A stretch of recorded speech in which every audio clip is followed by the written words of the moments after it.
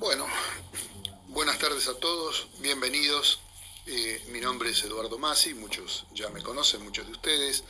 Eh, He tenido la suerte, el privilegio de contar con muchos de ustedes como alumnos de mis cursos. Eh, Perdón, me están solucionando un problemita del video, ahora sí. Para los que no me conocen, bueno, soy abogado de la matrícula, profesor de la Facultad de Derecho en la Cátedra de Práctica Profesional, ex profesor por hacer real, me jubilé hace unos meses atrás.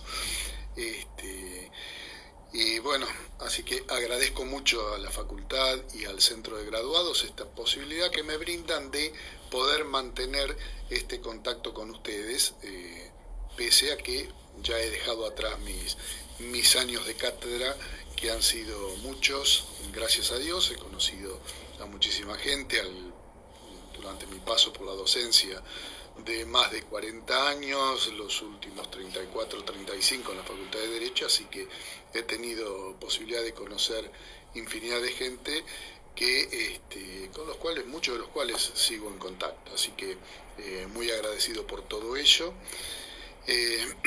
Y bueno, y en esa inteligencia que estamos brindando estos seminarios o talleres, dirigidos más que nada a los jóvenes colegas que recién se inician en la carrera y que por ahí les viene bien escuchar alguna de estas charlas en algunos temas puntuales. Nosotros hemos ya realizado unos talleres anteriores, uno referido a los telegramas y otros medios de comunicación, el anterior que fue referido a las cuestiones de la retención de tareas, y que se refiere a la prueba en el derecho laboral, tanto en capital como en provincia. Vamos a comenzar, les comento antes que nada que yo he desconectado los mensajes que aparecen normalmente en este tipo de conferencias para poder brindarles esta charla sin que nos interrumpamos demasiado y se nos corte y no terminemos de darla. Entonces la idea es, como ya he hecho en los anteriores talleres, tratar de darla lo más completa posible, y en los últimos minutos abrimos la posibilidad de hacer preguntas, las que responderé con mucho gusto, obviamente. Les decía que la idea de este taller es abordar una cuestión que no se observa debidamente y con los alcances que ya tiene en innumerables oportunidades. Precisamente en los talleres anteriores advertíamos sobre la importancia que existe en el intercambio epistolar, como prueba fundamental en el proceso laboral, fundamental. E incluso citamos jurisprudencia al respecto, que bueno, ustedes pueden retomarla. Decíamos, y lo vamos a profundizar en unos minutos, que esa prueba documental, hablando de los telegramas o de los otros tipos de medios de notificación, iba a constituir la base de la demanda, que lo que no se había expresado en aquellos cables difícilmente después se pudiera incluir en una demanda, por las cuestiones que ya abordamos en los talleres anteriores y que no vamos a repetir para que no se nos acorte el tiempo que tenemos asignado para este taller. Me ha tocado escuchar muchas veces la consulta de algunos estudiantes. Se preguntaba por qué es tan importante la prueba, qué tenemos que demostrar con la prueba. No basta con los ríos de tinta que normalmente se vierten en los escritos de demanda. Hay demandas maravillosas de cientos de páginas. Bueno, la respuesta es un no, pero un no rotundo, un no con mayúsculas. Las demandas se ganan y se pierden con y en la prueba, con y en la prueba. Lo que nos lleva indefectiblemente a otra pregunta. ¿Qué significa probar?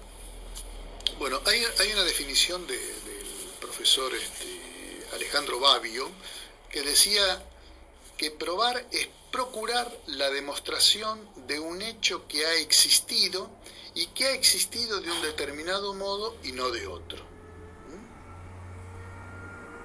Es procurar la demostración de un hecho que existió y que existió de una determinada forma y no de otra. La segunda pregunta es, ¿qué es lo que hay que probar? ¿En cabeza de quién? ¿Quién debe probar? ¿En cabeza de quién recae la prueba, la obligación de probar? Por un principio general, recae en cabeza del actor. Quien debe probar es el actor. ¿Y el demandado qué tiene que probar? Y el demandado tiene que probar los hechos impeditivos o extintivos en que basará su defensa. Lo que nos lleva a otra pregunta. ¿Esto es así de manera absoluta? Y nuevamente la respuesta es no. No es de manera absoluta así. En el proceso laboral, tengan en cuenta desde ahora que existe una notoria desigualdad entre las posibilidades del empleador y del trabajador en lo que hace a la obtención y la producción de la prueba, ya que, por ejemplo, es el empleador quien acapara la documental, y por ello las presunciones que se establezcan en favor del trabajador lo serán iuris tantum. ¿Y por qué? Si las pruebas las tiene el empleador, las presunciones van a ser a favor del trabajador. Porque en el derecho laboral, desde antaño, existe lo que se llama el derecho protectorio, el famoso indubio pro operario. Así como en penal existe el indubio pro reo. Es decir, en caso de duda, se está a lo que manifiesta el trabajador. Es decir, se trata de proteger a la parte más débil en el proceso. En esto nos diferenciamos del proceso civil, aunque hay un avance progresivo en ese sentido. Tengan presente que la llamada carga dinámica de las pruebas se conoce y aplica al menos desde la vigencia de la vieja ley de contratos de trabajo, la de 1974, en su artículo 9 original, y se sigue manteniendo hoy. Es decir, subsiste el principio de la norma más favorable para el trabajador.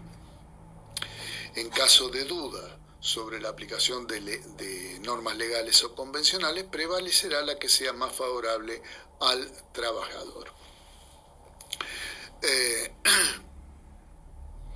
Si la duda recae sobre la interpretación o el alcance de la ley o en la apreciación de la prueba en determinados casos concretos, los jueces encargados de aplicarla se decidirán siempre en el sentido más favorable al trabajador. ¿Está legislado esto? Sí, está legislado. Esta inversión del onus probandi, es la inversión de la carga de la prueba, la encontramos y tanto en el derecho de fondo como en el derecho procesal. Por ejemplo, en el caso del derecho de fondo, la tenemos en los artículos 23, 55, 57, 115, 178, 181 de la Ley de Contrato de Trabajo. ¿Qué dicen cada uno de estos artículos? El 23 es el que presume la existencia del contrato de trabajo. En el caso de duda entre si existió o no existió, se presume que existió. Salvo que pueda probarse lo contrario, ¿no? Hablamos del caso de duda. El artículo 55 es el que habla de la omisión de la exhibición de los libros y dice que la falta de exhibición o la falta de esos libros, planilla, registro, lo que fuere, será tenida como presunción a favor de las afirmaciones del trabajador. El artículo 57, que ya lo comentamos en el taller anterior también, sobre la obligación del empleador de expedirse ante una intimación del trabajador. Cuando el trabajador intima, el empleador tiene la obligación de expedirse. El silencio del empleador hace una presunción en favor de la parte trabajadora. Nos mencionamos el 23, el 55, el 57, el 115, que es el que establece la presunción de la onerosidad del trabajo. El trabajo no se presume gratuito, se presume oneroso. Tenemos también, que mencionábamos antes, el artículo 178 de la Ley de Contrato de Trabajo, que es el que presume que la mujer, el despido de la mujer, de la trabajadora, obedece a razones de embarazo cuando éste se produjere 7 meses y medio antes o 7 meses y medio después de dar a luz. Por supuesto que debe haber cumplido con la carga de notificar fehacientemente al empleador de que estaba embarazada. Lo mismo ocurre con el 181, también establece esta presunción cuando el despido se produce durante los 3 meses anteriores o los 6 posteriores a el matrimonio. Es decir, todos estos artículos contemplados en la ley de fondo hablan de una presunción en favor del trabajador. Pero decíamos que también en el derecho procesal se ha implementado esta inversión de la carga de la prueba y en los casos, por ejemplo, de falta de contestación de la demanda o en los casos de confesión ficta, se estará a favor de del relato del trabajador. Es notable también cómo la Ley de Contrato de Trabajo se inmiscuye en el derecho procesal, siendo una ley de fondo, por ejemplo, cuando impone la protección del crédito laboral en juicio. En artículos 20, 275, 276, 277,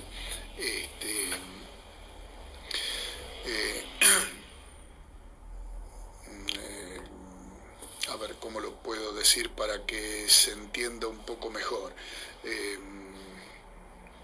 Estos artículos, estas presunciones en estos artículos están destinadas a proteger probatoriamente al trabajador dependiente.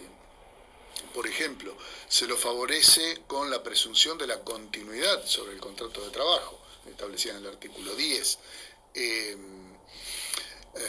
Para la determinación de la existencia del contrato o a partir de la relación de la prestación de servicios, la realización de obras a favor de otros, decíamos sobre lo que debe constar en los registros laborales o sobre lo afirmado en las comunicaciones frente al empleador, los artículos 23, 55, 57 que hablábamos recién. El tema del plazo indeterminado, el plazo indeterminado del contrato de trabajo se presume, no es que hay que hacer un contrato indicando que va a ser por tiempo indeterminado. El contrato se presume que es por tiempo indeterminado. Transcurridos los 3 primeros meses de prueba, se presume que el contrato es por tiempo indeterminado. También lo podemos advertir en la protección de los menores, en accidente a los menores, artículo 195. Es decir, una cantidad de artículos que tienden a proteger al trabajador. Artículos de la ley de fondo que se inmiscuyen en la ley de procedimientos laborales.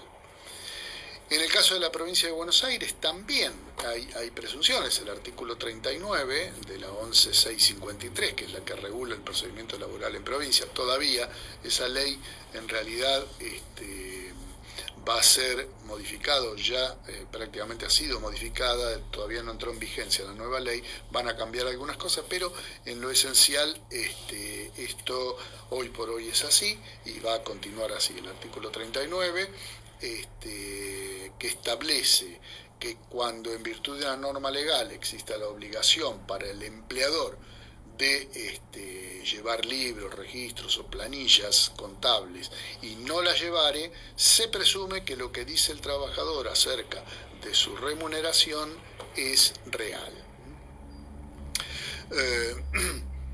Ocurre también en lo que respecta al reclamo por horas extras, las famosas horas extras que suelen laborarse. En realidad el empleador tiene que tener un registro horario y si no lo tiene va a haber una presunción en favor del trabajador. Después vamos a avanzar un poquito más sobre las horas extras. No quiero irme del hilo ahora, pero después lo vamos a ver nuevamente porque hay algunos puntos que es importante tener en cuenta.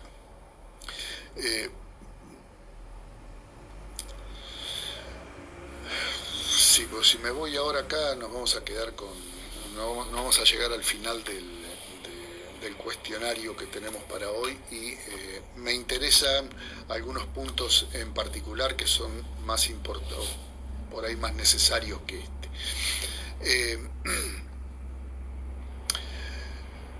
Advertimos que se les presenta a muchos jóvenes colegas un problema fundamental, que es la incorporación de la prueba en el proceso. Vamos a ir ahora direccionándonos hacia lo esencial. Hicimos todo este introito más o menos para tener una idea de la importancia de la prueba. Pero vamos a ver cómo vamos teniendo cuestiones puntuales que atender y que seguramente es lo que más les interesa a ustedes. Pero bueno, este introito era necesario para poder avanzar.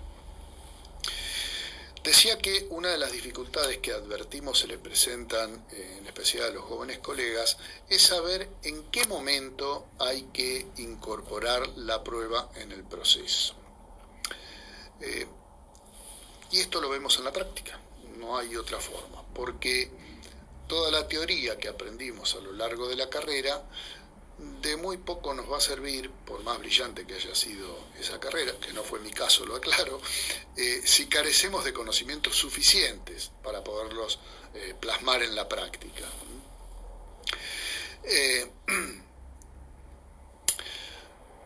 Si bien nadie desconoce la existencia de los medios probatorios, es importante analizarlos para luego poder implementarlos de la forma más eficaz. Entonces, el primer cuestionamiento es cuál es la oportunidad para presentar la prueba tanto en Nación como en Provincia de Buenos Aires. Y esta cuestión no es menor. En la provincia de Buenos Aires, tal como está hoy la ley, la prueba se incorpora con el escrito de demanda o con la contestación de demanda. Yo muchas veces olvido mencionar la contestación, acostumbrado a hablar como si estuviera representando a la parte actora, pero tengan presente que es tanto en ese momento como en el momento de contestar demanda por la demandada. Ese es el momento procesal oportuno para incorporar la prueba. Cuando digo procesal oportuno me refiero a que es el único momento para incorporar la prueba al proceso. En Nación, en cambio, la prueba puede ofrecerse en oportunidad de contestar el segundo traslado. Para aquellos que todavía no se han incorporado al proceso laboral, les recuerdo que una vez que la demandada contesta demanda, se le corre traslado de ese conteste al actor para que ofrezca la prueba y eventualmente conteste excepciones que se hayan planteado o se expida acerca de la prueba incorporada por el demandado. nosotros habitualmente llamamos la oportunidad del 71 de la ley orgánica, porque está contemplada en el artículo 71 de la ley de procedimiento. Pero adviertan que yo dije puede ofrecerse en ese momento. ¿Y qué quiero decir con que puede? Y que también puede ofrecerse en el escrito de demanda, en el escrito de inicio. Cuando iniciamos la demanda, incorporamos la prueba. ¿Hay algún impedimento? Ninguno. ¿Es obligatorio? No, no es obligatorio. Pero nada obsta a que no se ofrezca en ese momento. Bien,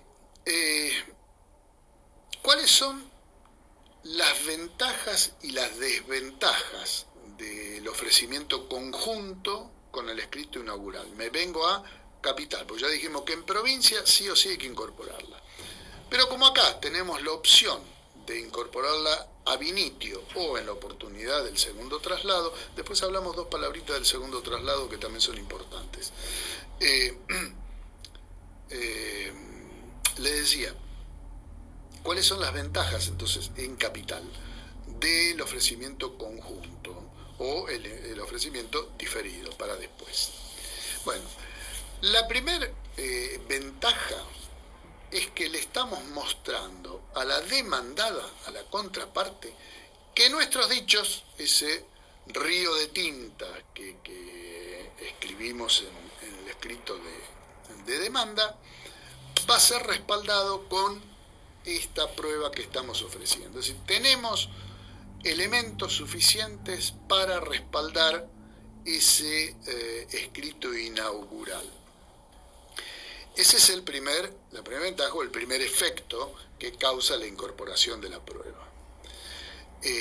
La segunda, y no menos importante, yo siempre se los decía a mis alumnos en el patrocinio, es que no corremos el riesgo de olvidarnos de introducir algún medio importante en el momento de contestar el segundo traslado. Ustedes dirán, bueno, pero ¿cómo uno se va a olvidar de...? Y sí, puede ocurrir, porque por ahí en el afán de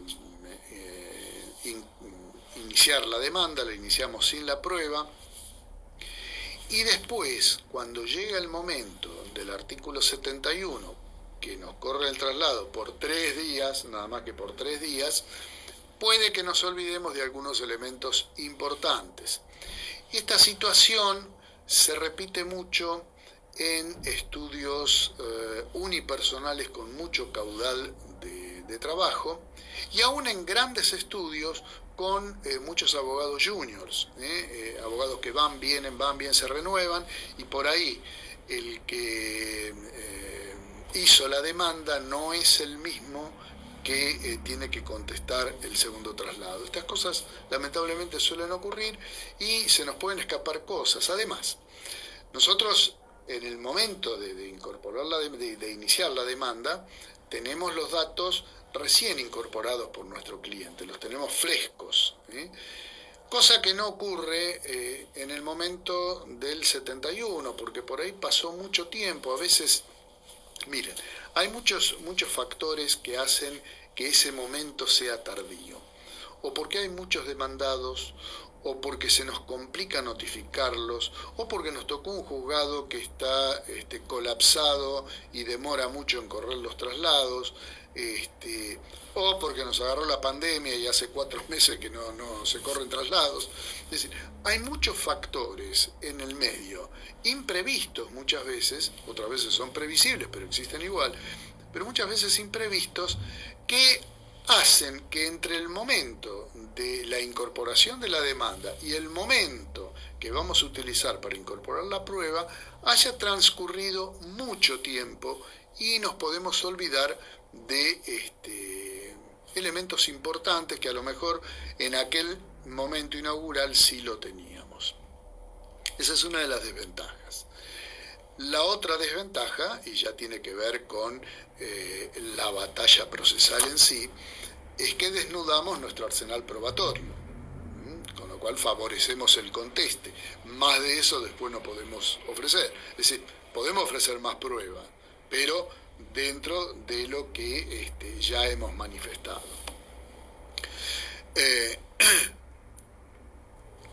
Podemos, yo sé la pregunta que ustedes se harán, bueno, pero si incorporamos demanda en el inicio, ¿no podemos ampliarla en la oportunidad del 71? Sí, no en provincia, Acuérdense que en provincia hay una sola oportunidad. En capital sí podemos ampliarla, pero, les repito, ya le estamos anticipando a la contraria cuáles son las pruebas básicas que nosotros contamos.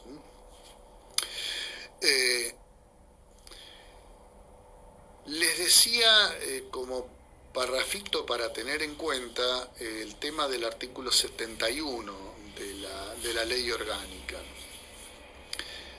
El artículo 71, reitero, establece que de la respuesta de la demanda, o sea, del conteste de demanda y de la documentación, se le corre traslado al actor.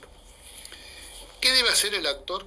Dentro de 3 días ofrece la prueba que no haya ofrecido y tiene que reconocer o desconocer la autenticidad de la documentación que haya aportado la demandada.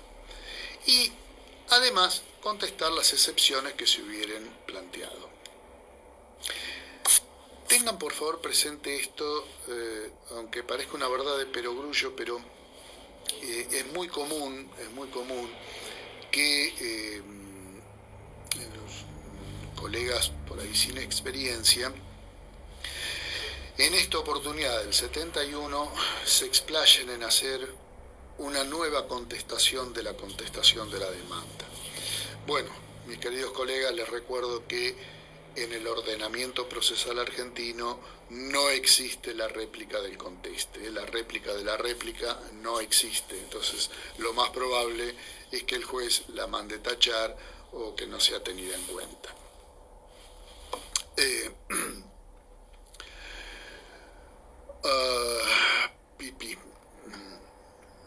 Después vamos a ver otra diferencia que se produce en la prueba confesional. Lo vemos cuando analizamos ahora, seguidamente ya, muy rápidamente, vamos directamente a los medios de prueba. Si ya tenemos los parámetros iniciales, quién debe probar, sobre quién recae la obligación de la prueba, cuál es la oportunidad para presentarla, y ahora vamos a los medios probatorios. A los más corrientes, ¿no? Vamos a comenzar analizando la prueba documental. Les decía en los talleres anteriores que, y creo que lo dijimos al inicio de que lo que no se haya plasmado en los escritos, en los telegramas, después es muy difícil de incorporar. Y de la prueba excluyente, que es la epistolar, es una prueba concluyente. Ahora, hasta hace unos años atrás, la prueba documental, dentro de la cual estaba la epistolar, era aquella que existía en soporte papel. Y hablamos del intercambio epistolar, hablamos de los contratos, recibos, fotografías, legajo personal del actor, libros, etc. En la actualidad, esta prueba se ve complementada, no suplida, pero complementada con otro tipo de prueba que también podremos incluir en la documental o en informática, si queremos ponerla en un lugar aparte. ¿Y cuál es la prueba digital? Ya hemos hecho alguna mención en los anteriores talleres de que en la actualidad cada vez son más aceptadas por la jurisprudencia y la doctrina este tipo de pruebas. Cuestión que se ha visto incrementada con el tema de la cuarentena por la pandemia, en que muchas veces se ha debido recurrir a otros medios como el mail o el WhatsApp, suplantando al correo por la imposibilidad de asistir a la oficina postal, o porque en un comienzo la oficina postal no abría, o porque se demora mucho. Hoy los telegramas no son como antes de la pandemia, o sea, como que llegan de un día para el otro, a veces en el mismo día, sino que por ahí se demoran 4 o 5 días. Es decir, hoy es más complejo, por lo cual se admite mucho la prueba que se produzca a través de los WhatsApp, de los mensajes de texto o de los mails.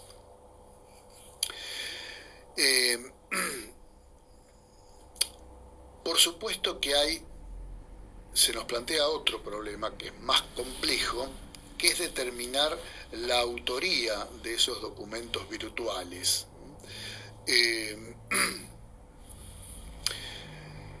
Y a ese desconocimiento que se produce con respecto a la autoría, se le suma la dificultad que existe para unificar el lenguaje entre quienes preguntan, nosotros los abogados, y quienes deben responder, que son los peritos. Es decir, acá existe una problemática de lenguaje común o técnico que tanto el abogado como el auxiliar, en este caso el perito, entiendan y se pueda avanzar en el progreso de la demostración de esa prueba.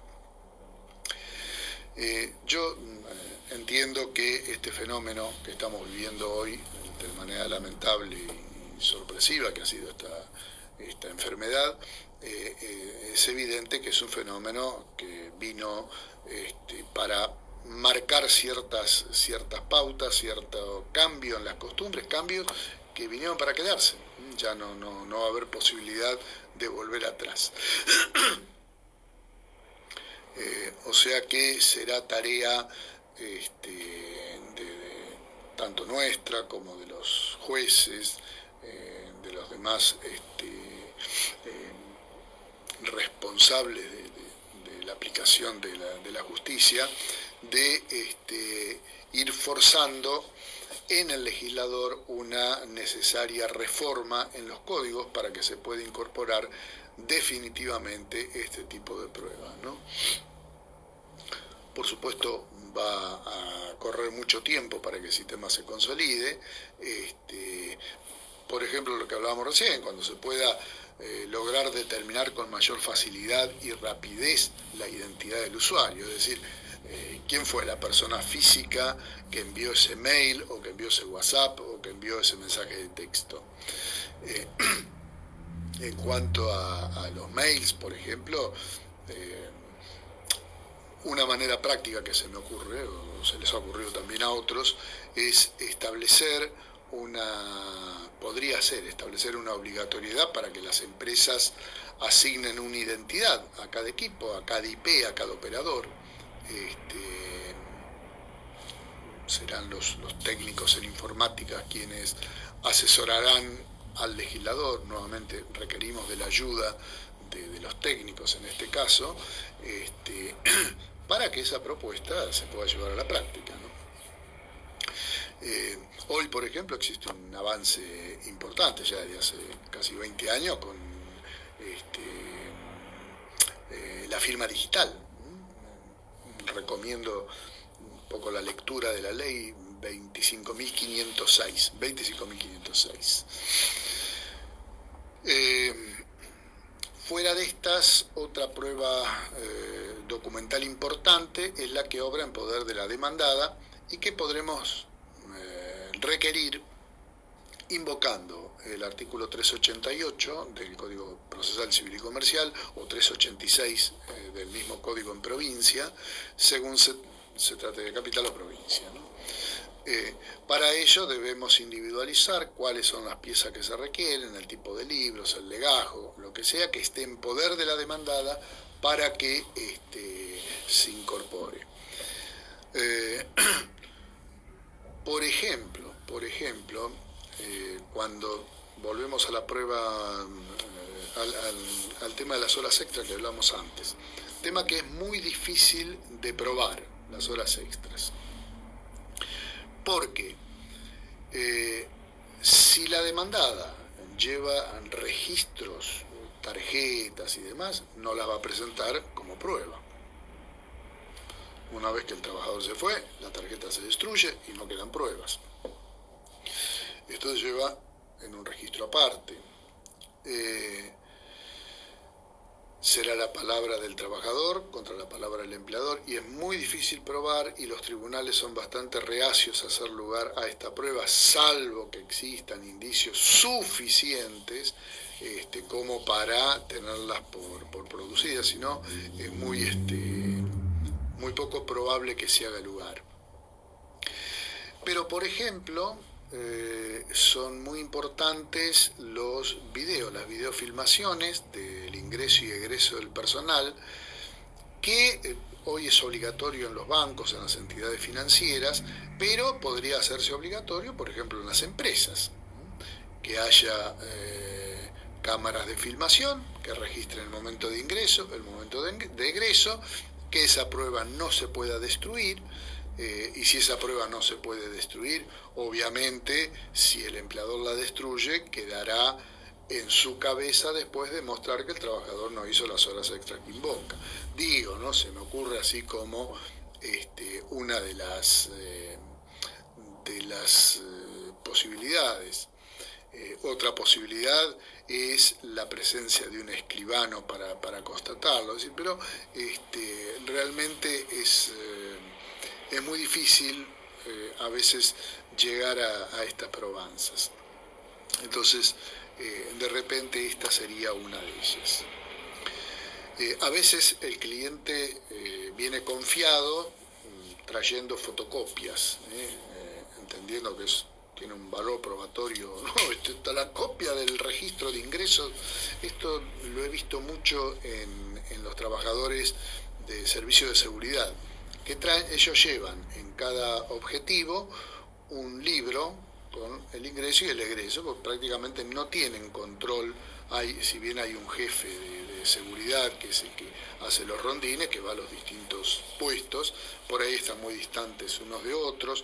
En algunas oportunidades no va todos los días, sino que va salteado. Entonces se hace muy difícil controlar el ingreso y el egreso del personal. Para ello se lleva un cuaderno, un libro, un registro, normalmente son hojitas móviles, donde el vigilador asienta la hora que llegó, la hora que se va, estampa su grafía.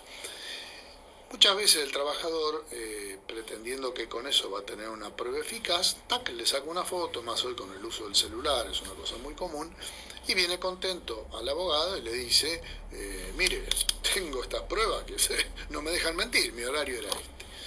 Bueno, lamentablemente esa prueba no sirve absolutamente para nada, salvo que estén reconocidas por la contraria, o que el trabajador las haya hecho las copias, se traiga un escribano para que se las certifique, cosa que es improbable. Así que no sirve de mucho. Sí resultan de validez las copias que se pueden obtener de la PC con un pendrive, porque en eso sí existe la forma de determinar cuál es la máquina de donde se obtuvo, o sea, el archivo original de donde se obtuvo, porque existen códigos de seguridad que establecen de qué IP salió, a qué IP fue un archivo, etcétera y demás. Por supuesto que esto requiere de la pericia de un experto en informática, no podemos hacerla de otra forma. Lo mismo ocurre con las páginas web, o el Facebook. En el Facebook muchas veces hay un ítem, no sé muy bien cómo se denomina, que es amigos de Facebook. Y a veces se ha pretendido impugnar un testimonio porque estaba en el grupo de amigos de Facebook. Bueno, no lo impugna esa cuestión. Esa cuestión de que sean amigos en el Facebook no quiere decir que esté dentro de las generales de la ley para poder anular una declaración o declarar inválido un testimonio. Ténganlo también presente. Un punto más para poder determinar la identidad de las páginas web es el funcionamiento a través de .nic o nic.ar, porque eso sí tiene un registro que puede indicarnos quién es el titular de ese registro. Entonces, si yo muestro como prueba un mensaje o un correo que recibí de un .nic.ar, o sea, .ar, no link.ar, .ar, podemos determinar exactamente de quién es el titular de ese espacio. Discúlpeme, pero la tecnología me cuestan los nombres, pero bueno, quién es el titular de ese correo. Los mensajes de texto son más fáciles de identificar, porque ya el mismo mensaje almacena una cantidad de datos que son de fácil determinación. Otro de los medios, y me voy apurando porque voy mirando la hora, si no nos va a quedar tiempo para las preguntas, es el fax, que bueno, hoy francamente es una tecnología que ya prácticamente no se utiliza, ha caído en la desuetudo, pero bueno, se usó mucho en su momento. El problema del fax es que con el tiempo se pierde la nitidez de los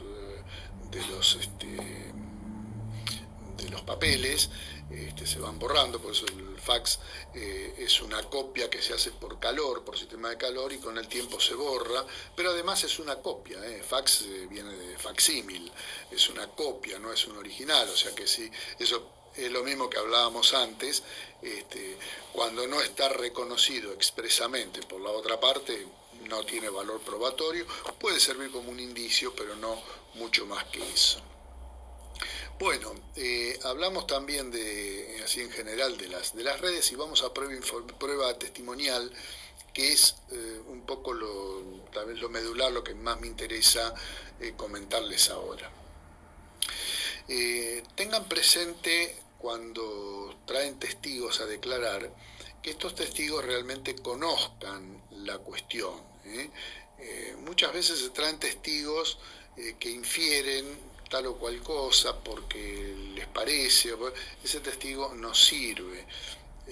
Por ejemplo, cuando queremos probar el pago de un salario negro, muchas veces vienen testigos y dicen, sí, el actor cobraba en negro. Y a la pregunta del audiencista, de ¿usted cómo lo sabe? Y porque yo cobraba de la misma forma, así que presumo que él cobraba también así. Ese testigo no sirve, realmente ese tipo no sirve. O sea que el testigo tiene que haber percibido las cuestiones, tiene que haberlas vivido, tiene que haberlas visto, tiene que haberlas oído, y tiene que haber ingresado el conocimiento por alguno de sus sentidos. Cuando es de menta, de oído, presunciones, el testigo no sirve. Así que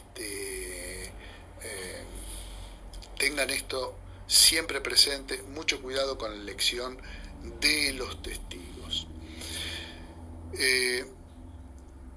Se intenta habitualmente impugnar a los testigos de una y otra parte por estos dos motivos.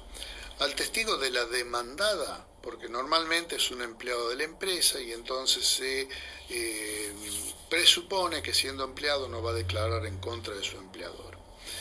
Y al testigo que fue empleado y que ya no trabaja o que tiene juicios pendientes con el mismo empleador, se presume que quiere beneficiar al trabajador. En realidad, ninguna de las dos cuestiones debe ser valorada por el juez, salvo en casos muy específicos. Es decir, si tenemos un solo testigo de una parte o de la otra, podrá haber una presunción. Pero si son varios los testigos, el juez deberá analizarlo, por supuesto, con mucha estrictez, mucha más estrictez, pero en definitiva, si las cosas están empatadas, va a fallar en favor del trabajador, por lo que hablamos del principio protectorio. ¿Qué más me queda de este tema como para ir cerrando un poco esta cuestión?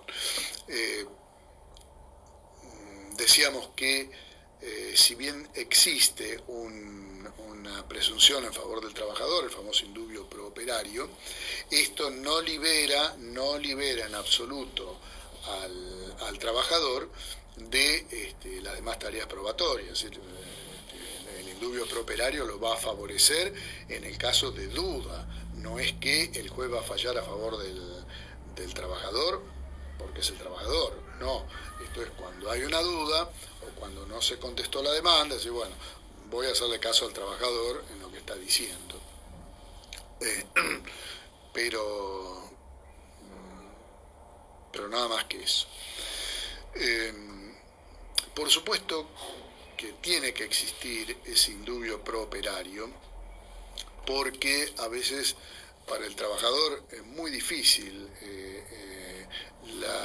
la compilación de pruebas, poder aportar medios probatorios. El caso más común tal vez sea el de las trabajadoras domésticas. Es muy difícil para ellas demostrar no solo el salario, sino de repente el trabajo en sí mismo, es decir, la posibilidad de demostrarlo, si estaba en negro, si estaba sin registrar, cómo hace para probarlo, que no sea con el testimonio de vecinos, que normalmente son los vecinos del empleador, así que es complicado. Entonces, en esos casos, bueno, obviamente va a haber una balanza que se incline en favor de ese trabajador. Para no olvidarme, les comento el tema que dijimos al principio con respecto a la prueba confesional, que decíamos que se ofrece junto con los demás medios probatorios. En provincia, en el momento de la demanda o de contestación de la demanda, y en capital, en el momento de iniciar demanda o en la oportunidad del 71. Ahora, lo que difiere es la forma del ofrecimiento. Es menester acompañar el pliego de posiciones, que en capital podrá hacerse en ese momento, en el momento del ofrecimiento, repito, al impetrar la demanda o en la oportunidad del 71, o hasta media hora antes de la audiencia señalada. Y hasta ese momento uno puede acompañar el pliego de posiciones. En provincia, el pliego se debe acompañar con el escrito de demanda o contestación. Si no se acompaña, se tiene por no ofrecida la prueba. Tengan mucho cuidado con esto, porque es un error recurrente en abogados que normalmente litigan en capital. Algunas van a provincia y normalmente la primera vez, si no están muy al tanto de esto, se equivocan con este tema y se pierden una prueba que podrá ser más o menos eficaz, pero que es una prueba importante, especialmente si lo ofrece una sola de las partes.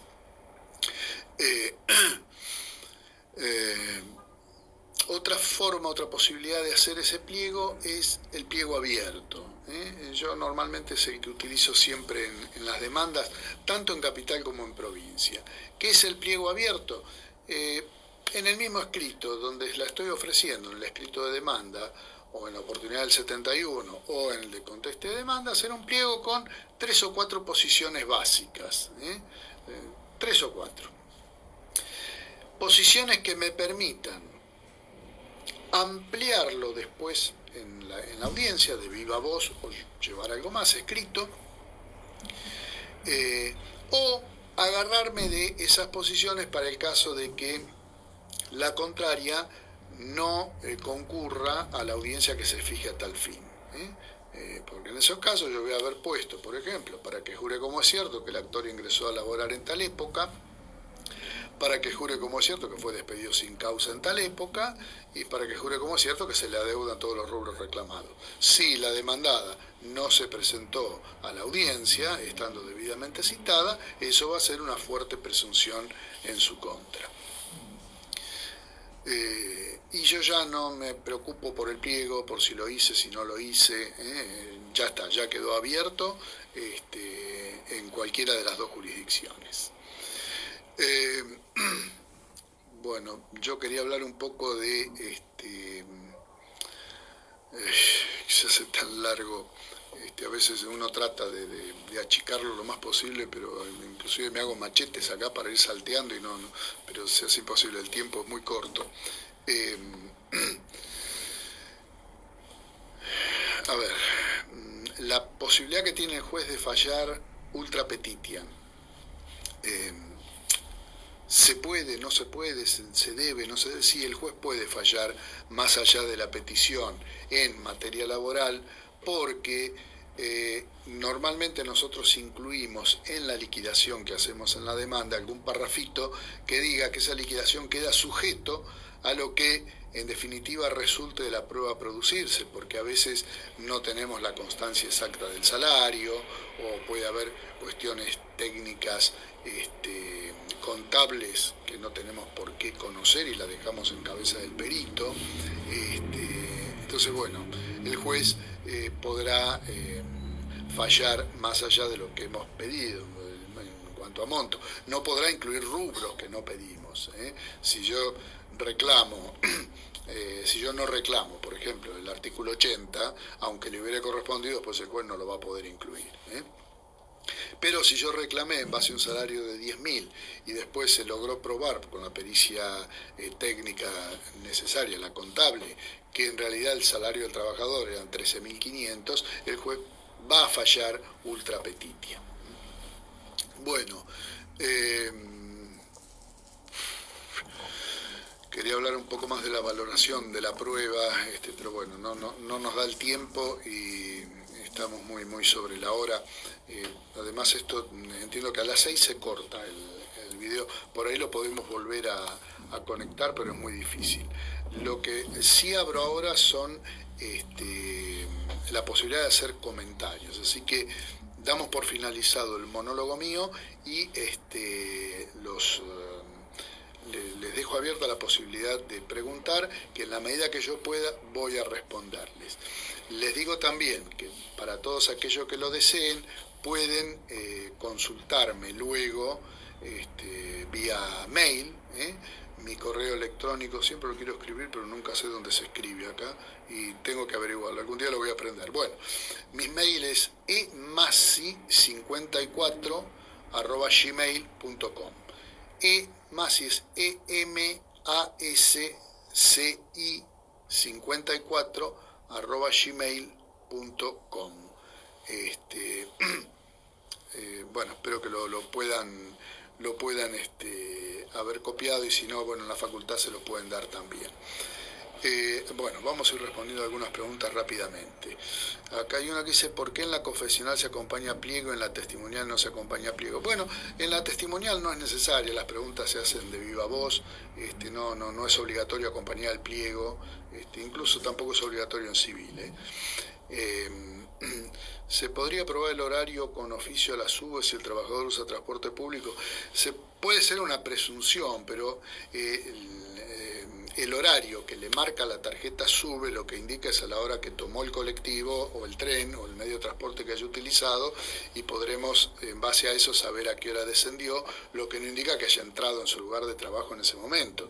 Se pudo haber ido a tomar un café. Así que puede ser un indicio, puede ayudar junto con la testimonial, junto con alguna otra cuestión, puede ayudar, pero no es una prueba que se valga por sí misma. Si los mensajes de WhatsApp lo podemos incorporar al juicio, sí, sí, por supuesto, hemos hablado de los mensajes de WhatsApp. Después, obviamente, hay que probar la veracidad de ese mensaje, que los mensajes de WhatsApp son mucho más fáciles que el mail, por lo que ya habíamos hablado. Existen terminales que quedan grabadas. Hay que aclarar que el pliego es abierto. Sí, si ponemos tres preguntas, o dos preguntas, posiciones, perdón, no preguntas, en el escrito de demanda o de conteste, obviamente eso es un pliego abierto, no hace falta decir que es abierto. ¿Qué me preguntan acá? Quisiera consultar cómo se puede probar información que consta en la página web de la empresa demandada. Bueno, ese es uno de los temas que les decía, hoy por hoy es bastante complejo porque nos faltan conocimientos técnicos, es decir, va a haber que recurrir a un operador informático para que nos dé un poco de letra a ver cómo hacemos para probarlo, pero por supuesto que se puede oficiar a la entidad, y si es de NIC es mucho más fácil porque NIC, que es Argentina, conserva el registro de todos los titulares de las cuentas. Testigo imprescindible, tío del actor, me preguntan acá. ¿Entra o no en la general? No, no, en absoluto.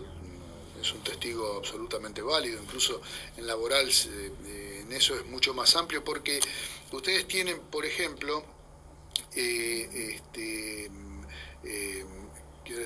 si se llega a cortar la transmisión, vamos a intentar retomarla unos minutos más, pero por las dudas les voy diciendo.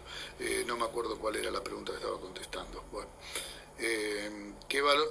Con respecto a los testigos, inclusive se admiten testigos más cercanos, porque imagínense que, por ejemplo, una trabajadora doméstica necesita gente que, tanto la actora como la demandada, necesita gente que esté integrada a la familia, si no es muy difícil probar la relación. ¿Qué valor probatorio se le asigna a las fotos con compañeros de trabajo en una relación en negro? Bueno, con una testimonial, por supuesto que ayuda para darle peso, y si no, si las fotos están certificadas. Siempre son indicios que van a apuntalar nuestra demanda. ¿En qué momento se pueden pedir medidas para mejor proveer? Y son muy pocos momentos. Tiene que ser algo excepcional o un hecho nuevo acaecido en el transcurso. Por ejemplo,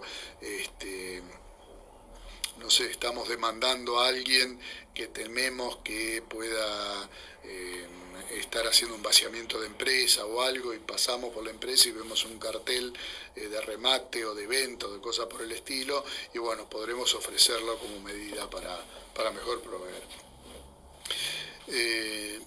Tengo un juicio por un casero en negro, tengo que comprar fotos del lugar, el trabajador y el lugar de su vez alquilado como salón de eventos. Sí, por supuesto que va a ayudar en mucho, va a ayudar en mucho las fotos. Compañero de trabajo en negro como él funciona, sí, por supuesto que sí. Les agradezco a todos los que están enviando a su vez saludos y agradecimientos. ¿Qué pasa si la empresa, en vez de pagar horas extra, le da un día libre o deja que otro día se retire más temprano? Y ahí entramos en el tema de compensación de horas. No nos da hora para alargarnos, pero nos da. ¿Cómo funciona el ciclo actualmente? Y mal, estimado, está funcionando mal. Lamentablemente están ahora tratando de agilizar un poco, pero, por ejemplo, me pasó a mí hace unos días, quise pedir una espontánea, me daban turno para enero. O sea que lamentablemente con este tema de la pandemia está funcionando muy mal. Si un empleado o un ex empleado es susceptible de impugnación, bueno, de acuerdo a las causales hemos hablado que por el solo hecho de ser ex compañero o compañero no es susceptible de impugnación. Podremos hacerlo notar para que el juez lo evalúe con mayor estrictez, pero nada más.